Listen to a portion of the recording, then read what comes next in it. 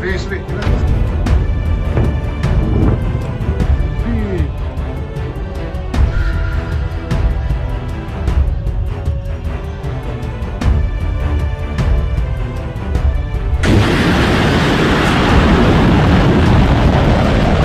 नमस्कार दोस्तों। कैसे थमेगी जंग? अमेरिका की तरफ से खबरें आ रही है कि वो सीज फायर चाहता है। ईरान कह रहा है हमें कोई सीज फायर नहीं चाहिए। अमेरिका की तरफ से खबरें आ रही है कि कुछ शर्तें ईरान के लिए भेजी गई हैं। खबरें यह भी आ रही है कि पाकिस्तान और तुर्की मध्यस्थता कर रहे हैं। खबरें यह भी आ रही है कि पाकिस्तान या तुर्की में अमेरिकी नुमाइंदे ईरान के नुमाइंदों से मीटिंग करेंगे। लेकिन ईरान की तरफ से कहा जा रहा है ना तो ऐसा कोई प्रस्ताव है, ना हम किसी शर्त पर तैयार हैं, ना अमेरिका से बातचीत की कोई बात है। तो जंग थमेगी कैसे? इसमें ट्रंप ने कह दिया है कि उन्हें ईरान की तरफ से एक तोहफा मिला है, बेशकीमती तोहफा। वो तोहफा क्या है, कोई जानकारी नहीं है। ईरान की तरफ से आज भी मिसाइलें लगातार दागी गई। कहा गया, दावा किया गया एक वीडियो जारी करके कि यूएसएस अब्राहम लिंकन को भी टारगेट किया गया क्रूज मिसाइल से।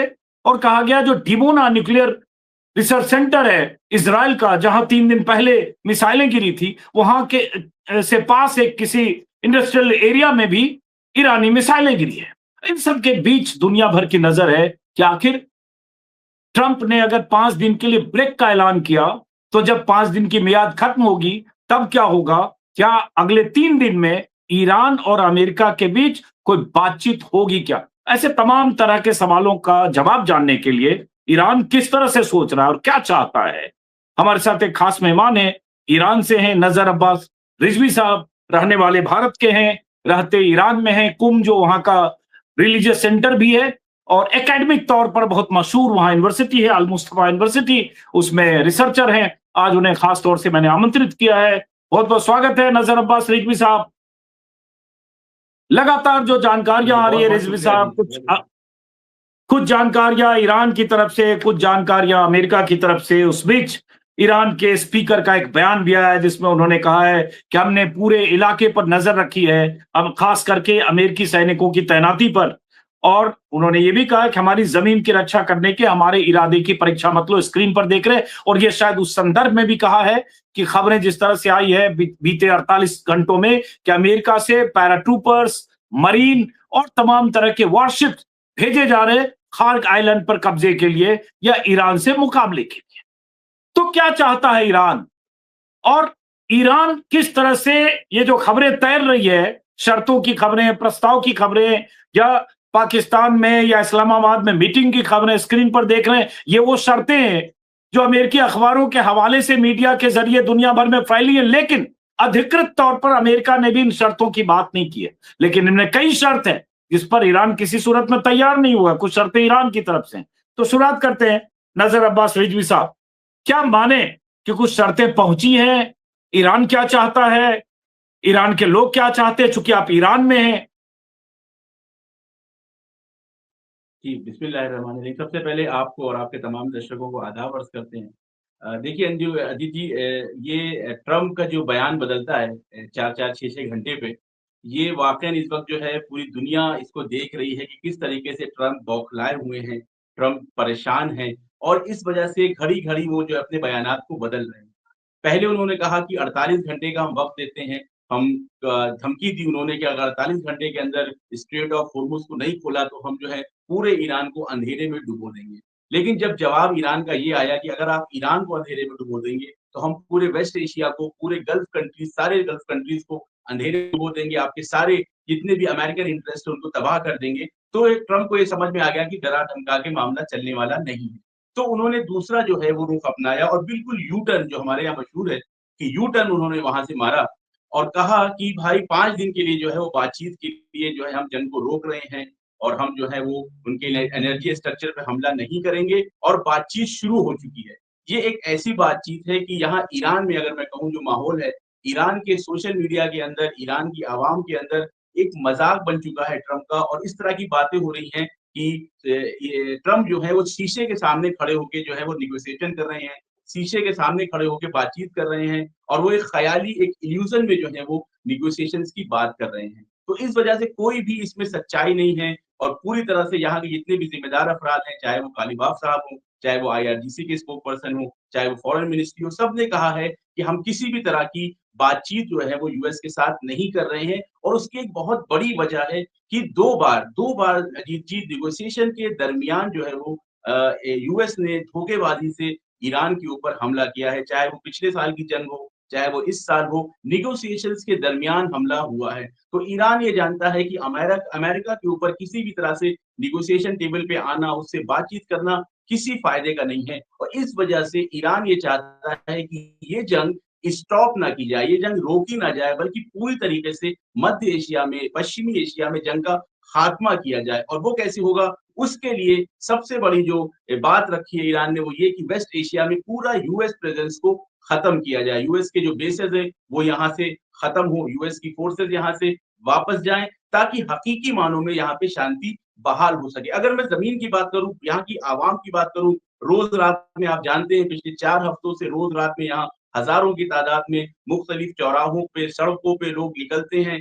एक उत्सव का माहौल रहता है, एक जश्न का माहौल रहता है कि जिसमें पब्लिक का एक मुतालबा है, पब्लिक की एक माँग है कि जंग नहीं रुकनी चाहिए। ये जंग जो साइकिल बन गया है कि एक बार जंग होगी, उसके बाद आके वो सीज़फायर होगी, उसके बाद आके नेगोशिएशन होगी, उसके बाद दोबारा बिट्रेयल होगा, धोखा दिया जाएगा। तो इस साइकिल को जो है खत्म करना चाहती है ईरान की आवाम, ईरान की आर्म फोर्सेस और ईरान की लीडरशिप इस मामले में बिल्कुल मुत्तहिद है और एक प्लेटफ़ॉर्म पे हैं कि हम जंग को मुकम्मल तौर से इस मंतके से, इस रीजन से खत्म करेंगे ताकि दोबारा हमारे साथ धोखा ना किया जा सके। इस मूड में पूरी यहाँ पे आवाम है। उनका कहना है कोई भी सीज़फायर नहीं होनी चाहिए जब तक पूरे तौर से हम यूएस को और इज़राइल को पसपा नहीं कर देंगे, उनको सरेंडर करने पे मजबूर नहीं कर देंगे कि अभी जो झूठ बोल रहे हैं, फ़रेब दे रहे हैं दुनिया को कि उनसे कभी कहते हैं हमको गिफ्ट मिला है, कभी कहते हैं कि हमसे बात हो रही है, बड़ी अच्छी बात हो रही है। एक बयान दिया कि ऐसे सम्मानजनित व्यक्ति से बात हो रही है हमारी ईरान में कि जिसको कोई नहीं जानता। तो इस वजह से यहाँ पे ईरान की आवाम कह रही है कि वो जो व्यक्ति है जिससे आपकी बात हो रही है, वो आपकी परछाई है, वो आपका प्रतिबिंब है कि जो आप आईने के अंदर देख रहे हैं। किसी भी तरह की नेगोशिएशन इस वक़्त ईरान की तरफ से ईरान के अंदर कोई मूड नहीं है कि ट्रम्प के साथ कोई नेगोशिएशन की जाए क्योंकि धोखेबाज़ी मिली है हर बार ईरान को नेगोशिएशन टेबल पे।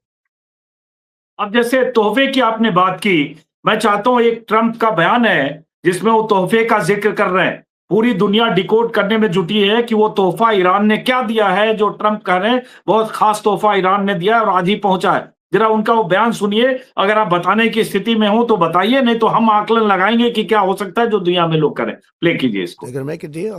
They're going to make a deal. They did something yesterday that was amazing, actually. They gave us a present, and the present arrived today. And it was a very big present worth a tremendous amount of money. And I'm not going to tell you what that present is, but it was a very significant prize. And they gave it to us, and they said they were going to give it. So that meant one thing to me: we're dealing with the right people. No, it wasn't nuclear related. It was oil and gas related, and it was a very nice thing they did. But what it showed me is that we're dealing with the right people. आपको कुछ अंदाजा है कि Iran की तरफ से, जिनकी नुमाइंदगी अभी कर रहे हैं हमारे YouTube चैनल पर, उनकी तरफ से, ईरान की तरफ से क्या तोहफा, क्या गिफ्ट भेजा गया है ट्रंप को जो कह रहे हैं बहुत कीमती है, प्राइज की तरह है? ईरान के अंदर जो है वो ट्रंप की बातों को कोई भी सीरियस नहीं लेता है और मुझे मसलन वाक़ई मैं ये अपील करता हूँ दुनिया भर के जो समझदार लोग हैं वो भी ट्रंप की बातों को सीरियस लेना छोड़ दें। हालाँकि ये खतरनाक है क्योंकि वो एक ऐसे पद पे बैठे हुए हैं कि जो पूरी दुनिया के अंदर तबाही मचा सकते हैं, कहीं भी जाके हमला कर सकते हैं। आप देखिए क्यूबा के अंदर इस वक़्त जो है ट्रंप ने और यूएस ने जो है पूरा ब्लॉकेट किया हुआ है। क्यूबा के अंदर तेल नहीं जाने दे रहे हैं, गैस नहीं जाने दे रहे हैं, लाइट वहाँ कटी हुई है, जनजीवन पूरी तरह से अस्त-व्यस्त हो गया है, लेकिन उनको जो है उसका कोई फ़र्क नहीं पड़ता। तो इस तरह की गैर मानवी काम ट्रंप कर सकते हैं क्योंकि उनका मानसिक आप संतुलन तोहफे पे नहीं बात कर रहे नहीं हैं। है। ट्रंप साहब कह रहे हैं कोई ऐसा ईरान ने उनको तोहफा दिया जो उन तक पहुंच चुका है, खास प्राइज है और इसलिए उन्हें लग रहा है कि सही दिशा में बात हो रही है। लास्ट में सवाल पूछा गया कि न्यूक से जुड़ा है, उन्होंने कहा नहीं, तेल और गैस से जुड़ा। कुछ लोग, कुछ स्ट्रेटजिस्ट, कुछ ऐसे एक्सपर्ट कह रहे हैं कि हो सकता है कोई अंडरस्टैंडिंग डील हो रही हो कि ईरान के कि तेल गैस फैसिलिटी में, खार्ग में या कहीं भी उसमें 5-6% अमेरिकी कंपनियों की कोई पार्टनरशिप हो जाए, कुछ शर्तें जिसमें ये हो जाए, जैसे यूएई में, कतर में और वेस्ट एशिया के देशों में 20 से 30% उनकी पार्टनरशिप है गैस फील्ड और रिफाइनरी में। जी देखिए, ये जो आपने जिन मुल्कों का नाम लिया है, इन मुल्कों के साथ इन मुल्कों को ये जो हुक्मरान है वो पूरी तरीके से वेस्ट ने ही बैठाया है। वेस्टियन इम्पेरियलिज्म इम्पेरियलिज्म ने ही उनको साम्राज्यवाद ने उनको हुकूमत दी है। लेकिन ये कैसे सोचा जा सकता है कि जिस ईरान के साथ जंग चल रही है 4 हफ्तों से और ईरान इतनी मजबूत स्थिति में है कि वो मिसाइल पे मिसाइल मार रहा है। वेस्ट एशिया में तमाम जो इनके फोर्सेस हैं, जितने भी बेसेस हैं, उनको तबाह कर दिया गया है। इज़राइल के ऊपर हमले हो रहे हैं, तो कोई भी इंसान इसको नहीं सही मान सकता, इसको कबूल नहीं कर सकता। ऐसी हालत में ईरान आए और कहे कि हमारे तेल और गैस के अंदर से आपका जो है वो हिस्सा है। अगर ये बात है, तो ये वाक़ई बहुत ही अजीब बात है कि इस बात की क्लेम जो है वो ट्रम्प कर रहे हैं। जी, मैं ये कह रहा हूँ कि इस तरह की कोई भी बात, इसकी कोई भी खबर इस तरह से ईरान के अंदर से नहीं है। ईरान का स्टैंड बिल्कुल क्लियर है। ये है कि वो अभी हम किसी भी तरह की नेगोशिएशन नहीं करेंगे, जब तक ट्रम्प पूरी तरीके से इस सरेंडर करके इस पूरे मंतक़े से बाहर नहीं निकलते हैं। हम्म। तो ये सवाल है कि भाई ट्रंप सरेंडर से मतलब अमेरिका सरेंडर क्या करेगा?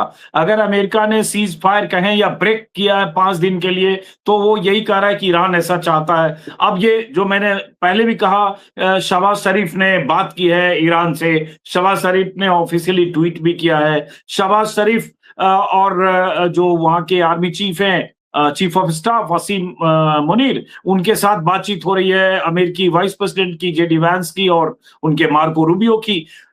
तुर्की की तरफ से भी कहा जा रहा है। तो क्या ये इसमें कोई सच्चाई नहीं है? अब तो तमाम अखबार सोर्सेज के हवाले से सब लिख रहे हैं कि हाँ, इसमें कुछ प्रोग्रेस हो रहा है, या आप लोगों को कुछ नहीं पता देखिए है? नहीं, नहीं, देखिए अजीत जी, आपने भी देखा होगा कि शहबाज शरीफ के ट्वीट को जो है ट्रम्प ने कोट किया है या रिट्वीट किया रीट्वीट है। किया, आप समझिए रीपोस्ट कि किया। हाँ। वेस्ट या रिपोस्ट किया। इस पूरे मंतक़े में अगर मैं कहूँ तो सबसे कमज़ोर जो मुल्क है डिप्लोमेसी के एतबार से, पॉलिटिकल पावर के एतबार से, वो पाकिस्तान है, ठीक है?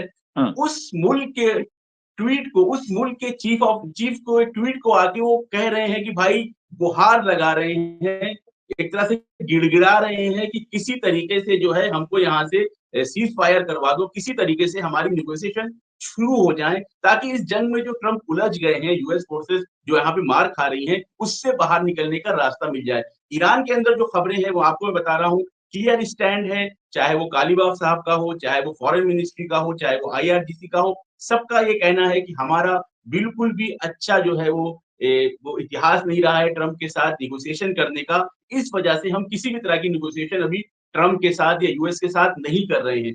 जो बात इन्होंने पहले कही कि 5 दिन की मोहलत दी है, इसके बारे में आपने देखा होगा कि 2 तरह की खबरें चल रही हैं कि जिसको ईरान के कालीबाफ साहब ने भी इसको हाइलाइट किया था कि पहला तो है वो मार्केट को मैनिपुलेट करना, मार्केट को मैनिपुलेट करके शेयर मार्केट को, तेल मार्केट को, कमोडिटी मार्केट के अंदर और इनसाइडर जो ट्रेडिंग होती है उसकी भी खबरें आ रही हैं कि ट्रम्प के आसपास के जो अफराद हैं, उनका भी करोड़ों डॉलर का जो है फायदा करवाया है ट्रम्प ने इनसाइडर ट्रेडिंग करके। तो एक तो ये है कि वो मार्केट को मैनिपुलेट करना चाहते हैं और जो दूसरी बात कही जा रही है वो ये कि वक्त लिया है ताकि यूएस की जो है वो मेरीन्स और पैरा ट्रूपर्स जो है वो ईरान के अंदर आ जाएं, वो खर्क आइलैंड के ऊपर कंट्रोल कर लेंगे, वो स्ट्रेट ऑफ हॉर्मुज को खुलवा लेंगे। तो मैं यहाँ पे ये कहना चाहूंगा, वाकई ये अजीब बात है कि इस वेस्ट एशिया में यूएस फोर्सेस तकरीबन 30 से 40 हजार की तादाद में मौजूद हैं।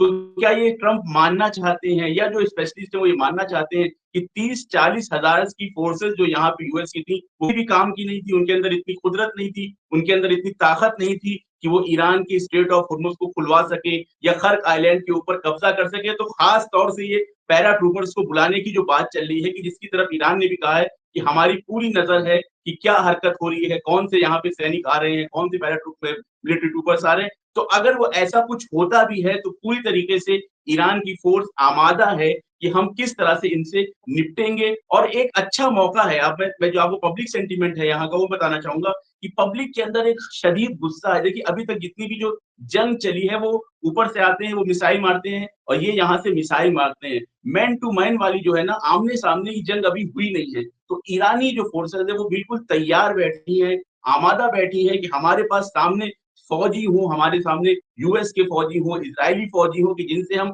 दो-दो हाथ करें, उनसे जंग करें, और वो जो इंतकाम की आग इनके अंदर है, जो 170 बच्चियों की लाशें उठाई है ईरानियों ने, मीनाब की बच्चियों की, तेहरान के अंदर जो सैकड़ों बच्चे मारे गए हैं, तो वो जो प्रतिशोध की ज्वाला जो जल रही है इनके दिलों के अंदर, उसको बुझाने के इंतजार में है। वाक़ई इंतजार कर रहे हैं। इन्होंने ये बयान भी दिया है कि हम इंतजार कर रहे हैं कि जल्दी ये फोर्सेस आएँ, ताकि हम उनसे इंतकाम ले सकें और अच्छी तरीके से सबक सिखा सकें। लेकिन सवाल ये उठता है, देखिए, ये इंतकाम बोलना अलग बात है, लेकिन जब वार होती है दोनों तरफ से लोग मारे जाते हैं। अमेरिका कोई ऐसा मुल्क तो है नहीं कि बस ऐसे ही 500 या 1000 ट्रूप्स को या जवानों को उतार देगा। फिर पूरी तैयारी होगी, जब बूट्स ऑन द ग्राउंड्स की बात होगी तो दोनों तरफ से बहुत सारे लोग मारे जाएंगे।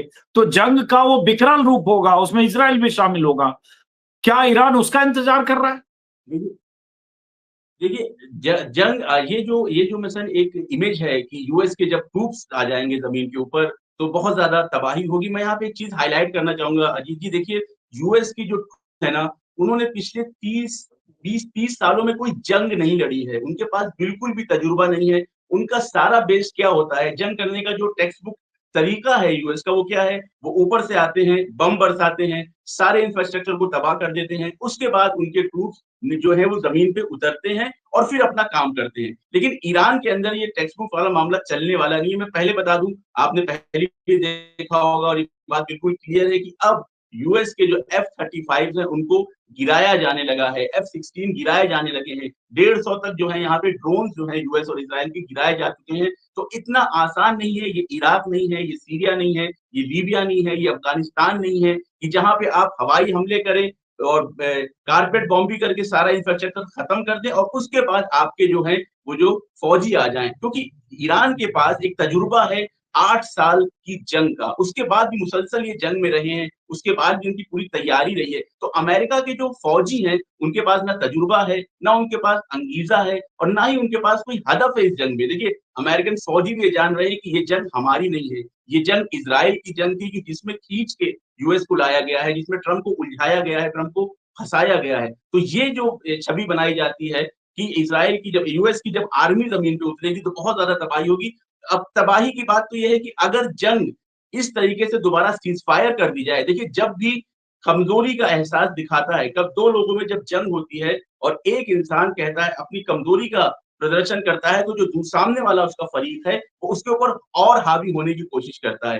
तो जंग को खत्म करने का सबसे अच्छा तरीका ये है कि आप अपनी कुदरत को ज़्यादा से ज़्यादा दिखाएँ, आप अपनी शक्ति को ज़्यादा से ज़्यादा दिखाएँ और ईरान फिलहाल यही कर रहा है कि जब से ट्रम्प ने कहा है कि नेगोशिएशन करेंगे, जब से ट्रम्प ने कहा है कि हम जो है बातचीत करेंगे, ईरान ने मुसलसल जो है वो मिसाइल्स मारते रहे, इज़राइल पे भी मारते रहे और यूएस फोर्सेस के ऊपर भी मारते रहे हैं। तो ये एक मौका रहेगा ईरान के पास कि वो ईरान जो यूएस की फोर्सेस हैं, उनको कैदी बनाया जा सकता है, उनको यहाँ मारा जा सकता है और एक बड़ी तबाही होगी। जिस तरह से यूएस की टेक्नोलॉजी की और मिलिट्री की जो सुप्रीमेसी थी, उसको खत्म किया है ईरान ने इस जंग के अंदर। इसी तरह से ये जो मिथ है, ये जो भ्रम है कि यूएस की फोर्सेस जहाँ उतरती हैं, वहाँ बहुत तबाही मचाती हैं और बहुत कुदरतमंद हैं, ये भ्रम भी जल्द ही खत्म हो जाएगा अगर ये हिमाकत जो है वो यूएस करता है और अपने फौजियों को ज़मीन पे उतारता है।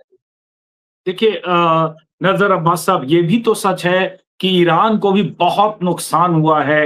1,500 से ज्यादा लोग मारे गए, 25-30 हजार हो सकता है लोग घायल हों। एग्जैक्ट नंबर हमें नहीं पता, आप बता सकते हैं।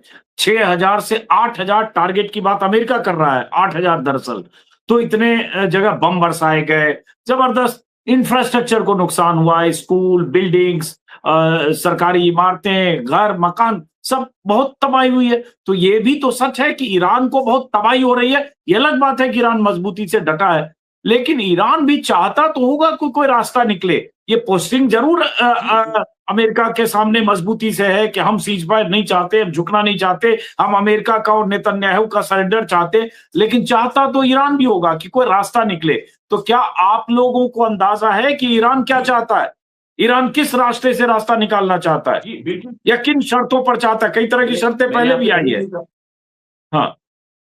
जी, देखिए, ईरान का बिल्कुल क्लियर स्टैंड है और इसमें मज़े की बात ये है कि आप अगर एक 10 साल के बच्चे से पूछें या एक फौजी से पूछें या बड़े लीडर से पूछें, सबके लिए यहाँ पे क्लियर है। ईरान क्या चाहता है? ईरान चाहता है हम ऐसी डिटरेंस क्रिएट कर दें कि दोबारा हमारे ऊपर हमला ना हो। आपने कहा बिल्कुल सही कहा कि यहाँ पे 2000 से ज़्यादा लोग जो है इस वक़्त शहीद हो चुके हैं और जंग जब होती है तो इस नुकसानात होते हैं और ईरान से बेहतर कोई नहीं जान सकता, क्योंकि पिछली बार भी नेगोशिएशन के दरमियान उन पे हमला हुआ, उनके 12-1300 लोग शहीद कर दिए गए, बड़े-बड़े कमांडर शहीद हो गए। फिर उनके बाद सीज़ फायर हुआ, फिर देखिए जंग हुई, फिर अब सीज़ फायर की बात हो रही है, इस बार भी जंग हुई है।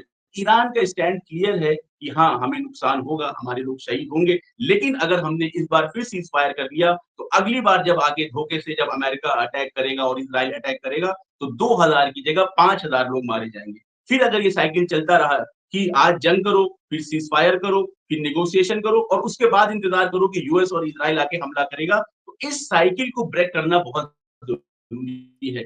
एक होता है तो ये स्टॉप द साइकिल वॉर, कैसे ब्रेक जंग होगा? को रोकना ये और एक कैसे होता है ब्रेक एंड होगा? The war. ये गारंटी कौन ये देगा? ये इज़राइल, बहुत अमेरिका, कैसे आपको लगता है ये गारंटी देगा कि वो कभी हमला नहीं करेंगे? जो 10 दिन पहले या 12 दिन पहले जब आपके जो नए सुप्रीम लीडर हैं उनकी तरफ से जो रिटन स्टेटमेंट आया, उसमें भी इस तरह की बात की गई। जो स्पीकर साहब का बयान आया उसमें भी इसी तरह की बात की गई। अरागची साहब की तरफ से भी की गई, मसूद पेजेस्कियन की तरफ से भी की गई कि एक तरह से गारंटी दे कि ये दोबारा ऐसे हमले नहीं होंगे, वेस्ट एशिया से अपने बेस को खाली करे, उसके बाद मुआवजा दे। तो कई तरह की बातें ईरान की तरफ से भी आ रही है, जो अमेरिका या मतलब ट्रंप ना माने, तो फिर क्या होगा? देखिए देखिए अजीत जी, हमारे यहाँ कहावत है, आपने भी ये सुनी होगी ज़रूर, लातों के भूत बातों से नहीं मानते हैं। तो यूएस और ट्रम्प की बिल्कुल ऐसी मिसाल है कि ये लातों के भूत हैं, ये बातों से नहीं मानते। आपको मैं मिसाल देता हूँ, 20 साल से यहाँ पे सैंक्शंस लगे हैं यहाँ पे इनकलाब के बाद से। 20 साल, 15 साल, 10 साल से जो नेगोशिएशन चल रही थी, जीसीपीओए हुआ, ये हुआ, वो हुआ, नेगोशिएशन चल रही है लेकिन सैंक्शंस नहीं हटे। लेकिन 20 दिन की जंग के बाद जो है सैंक्शंस हटने की बात होने लगी। ईरानी तेल अभी हिंदुस्तान में खरीदा जाने लगा, जो कि बंद था।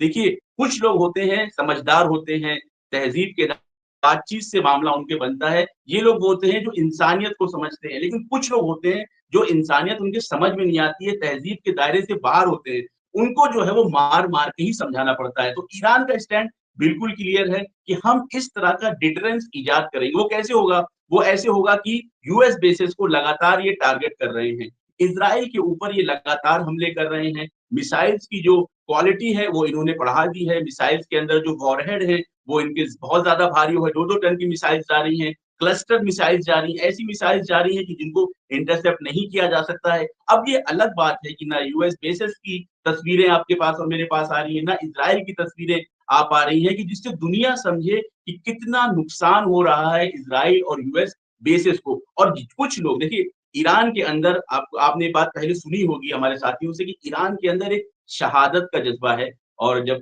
रहबर की शहादत के बाद ये जज़्बा कई गुना बढ़ चुका है। ईरान की पूरी आवाम आमादा है कुर्बानी देने के लिए, शहादत देने के लिए कि हम शहादत देंगे। लेकिन वो जो दूसरी तरफ के लोग हैं, चाहे वो यूएस फोर्सेस हों, चाहे वो इज़राइल के नागरिक हों और वहाँ की जो फोर्सेस हैं, वो मरना नहीं चाहते हैं। वो चाहते हैं कि हम ज़िंदा रहें, हम ज़िंदगी से मज़े उठाएँ। तो ये जो आइडियोलॉजिकल डिफरेंस है ना, ये डिफरेंस क्रिएट करता है। जब ईरान इस तरीके से इन पे हमला करता रहेगा, इनके इंफ्रास्ट्रक्चर को नष्ट करता रहेगा, इनके बेसेस को खत्म कर देगा, तो मजबूर होके यूएस को ये गारंटी देनी पड़ेगी और गारंटी अमली तौर पे क्या होगी? वो गारंटी ये होगी कि इस पूरे क्षेत्र से अपना बोरिया बिस्तरा बाँधेंगे और निकल जाएँगे और आप यकीन मानिए कि अनकरीब वो दिन आने वाला है कि ये पूरा वेस्ट एशिया जो है वो यूएस फोर्सेस से खाली होगा, क्योंकि यूएस का इतना बड़ा ये साम्राज्य है, एक बड़ी एम्पायर है, तो आसानी से ये जो है वो इस काम को नहीं करेंगे। इसमें हो सकता है कुछ मरहलों में ये बात हो सकता है कुछ वक़्त इसमें लगे, लेकिन जो लंबे वक़्त की जो शांति है, वो तभी आएगी कि जब यूएस इस पूरे खित्ते से बाहर निकलेगा। तो आप जो सवाल कर रहे थे कि कैसे वो गारंटी होगी कि अमेरिका और यूएस इज़राइल दोबारा ना आए, तो उसको डिटरेंस कहते हैं। कुछ मुल्क होते हैं, वो न्यूक्लियर पावर के ज़रिए से डिटरेंस क्रिएट करते हैं, लेकिन ईरान क्या कर रहा है? ईरान अपने मिसाइल पावर के ज़रिए से डिटरेंस क्रिएट कर चुका है कि अब दोबारा इनके ऊपर इस तरह का हमला करने की ज़रूरत किसी की ना हो और इसी डायरेक्शन में ईरान आगे बढ़ रहा है। चलिए अब देखते हैं, चूंकि 3 दिन बाकी हैं, ट्रंप ने 5 दिन के लिए ब्रेक का ऐलान किया था, 3 दिन बाकी हैं। जैसा कि मैंने कहा, कई तरह की खबरें हैं कि पाकिस्तान और तुर्की मीडिएट कर रहा है।